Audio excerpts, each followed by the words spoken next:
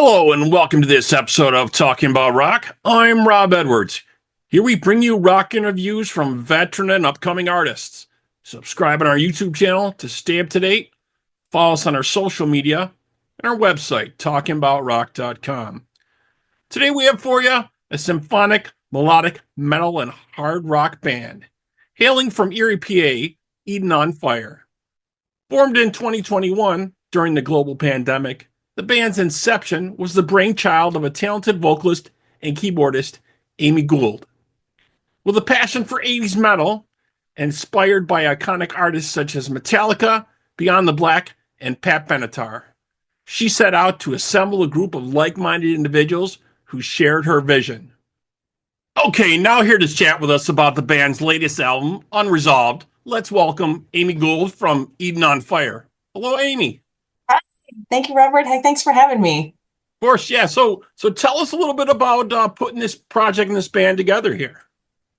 So this all started back during the pandemic. I had been out of the music scene for quite some time. I got into sort of a long, bad marriage and kind of got out of the music business. I was doing just sort of local community theater and I sang with like a classical choir for years, but I didn't do any of the rock scene anymore. Got out of that. It was like, I'm free. And then COVID hit. Yeah, it changed like, everything. wow, okay. Yeah. Yeah, like what's the world trying to, what's the universe trying to tell me here. But it was great because for me, in some ways, I still needed to heal. I had been through quite a bit in that marriage. It was an abusive situation. So I sort of needed downtime anyway. And I had not really sat down and written music in years. So I sat down at the piano during COVID, because what else we're going to do? We're stuck in the house. So I started writing all these tunes and they just started kind of flowing and coming out of me. So most of what's on this album actually came out about that time. And then I got so much done, the world started to open up again. I'm like, well, not a whole lot I can do with these songs. Me doing MIDI, Right. I need to find a band. So I moved actually up. I had been down in a different part of Pennsylvania. I moved up to Erie, Pennsylvania, where I live now, and started seeking musicians. I met Scott Haggerty, our bass player now, and a couple of the other members. We actually started out with different members that didn't work out. They had just didn't stay long. And then I ended up with the last lineup, which is what you hear on this album. And then more recently, a couple of them left and we have a brand new lineup now, which will be coming out here in the next month. You'll see our new lineup out live. But yeah, so I finally put that together and we pretty much took a lot of the tunes that I had done and reworked them as a band as a whole. And it took us about 2 years to put this album together and get it out. We spent a lot of time refining it. We tracked it in 2 days. But then we went back and redid, we tracked the scratch tracks in 2 days and then went back and you'll hear that there's quite a few layers of guitars and vocals and things like that. So Yeah, it was a labor of love. Yeah, definitely excellent. So your focus really lies in the songwriting and actually, supporting and touring the new album, Unresolved. Tell us about your partnership with your label there, DI Records. How has that been? It's been great, actually. So DI is just a distribution label for us, and it's just for the electronic distribution. So it was kind of like a win-win situation for us. At the time, we're very, very new. This all started back in 2021 when the band was formed. And then in 2023, we got signed. So it was kind of a surprise. We had only released 2 singles. And we had a record label beating on our door and we were like, wow, I was like ready, like, I want to get this album out so we can start asking labels to look at us. And here we had somebody come to us. So that was very exciting. Anyway, we talked to them and it turned out that this was going to be a really nice situation for us because we weren't really signing anything away. They were going to help us with the distribution and get our songs out there and take some of the weight off my shoulders, which I was doing a lot of that, and help us market the album and things like that. So they released Love Bomb for us, which was one of our singles off the album.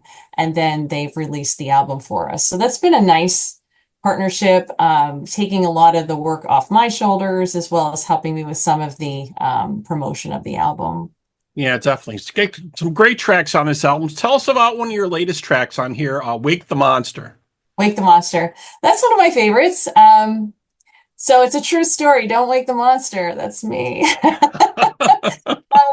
If you actually listen to the words, I mean, sometimes people tell me they can't. We do have a lyric video out for that, so you can find out exactly what the words are. It's basically talking about somebody who gets triggered. So as I mentioned, I was in an abusive situation.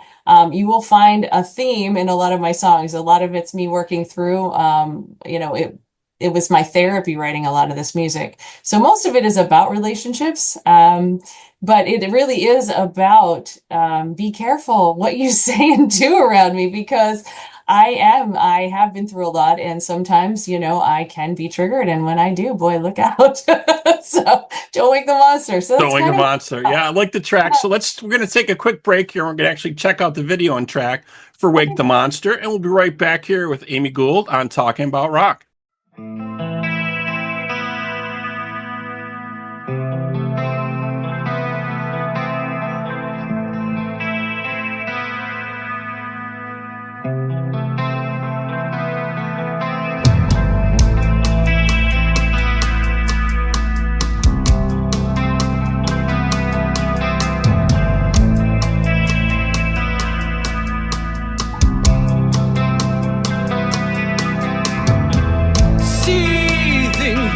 Inside of me, only get what I let you see. Better off if you'd let me be. Don't wake the monster, lurking creature just below the surface where you did not know.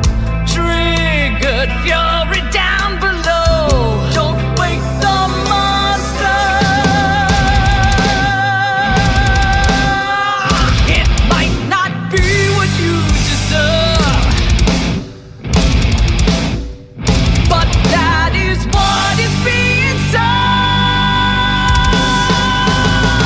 Destructive carnage, a warpath can't escape around.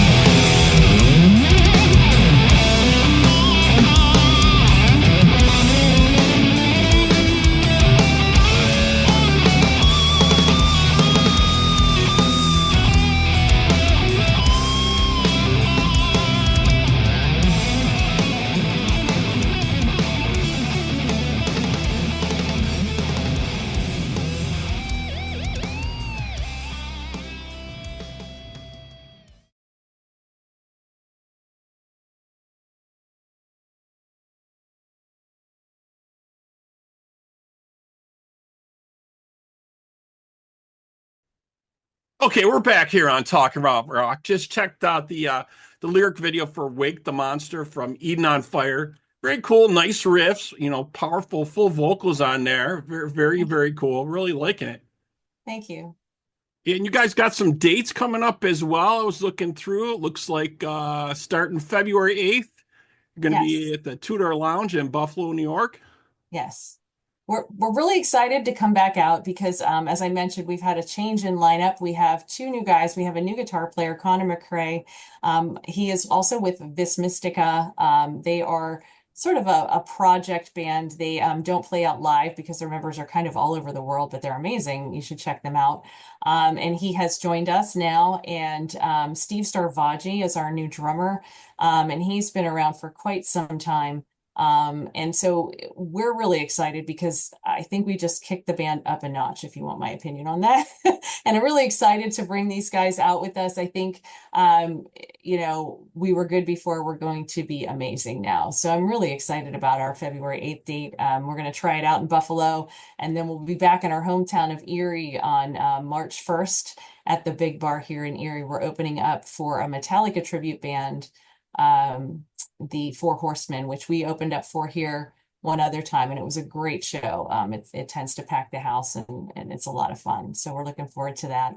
It's going to be a busy March. We have a couple other shows coming up in March as well. So after Yeah, I was that, checking that out. It looks like you're going to come back to New York. You'll be in the Falls on March 8th with yes, Virus X and 2 days notice. And then you're yes, heading back to PA March 14th right. for another show. Yes, we're going to be with Anam Cara there, and that's another female-fronted show. So we're gonna live it up for Women's History Month, make it a female power show. So that is a female-fronted metal band with sort of a folk edge to it. So they're really cool. They're fairly new here in Erie, so I'm looking forward to playing with them. Yeah, excellent, excellent. So if folks want to know more about you, or check you out, where should they go?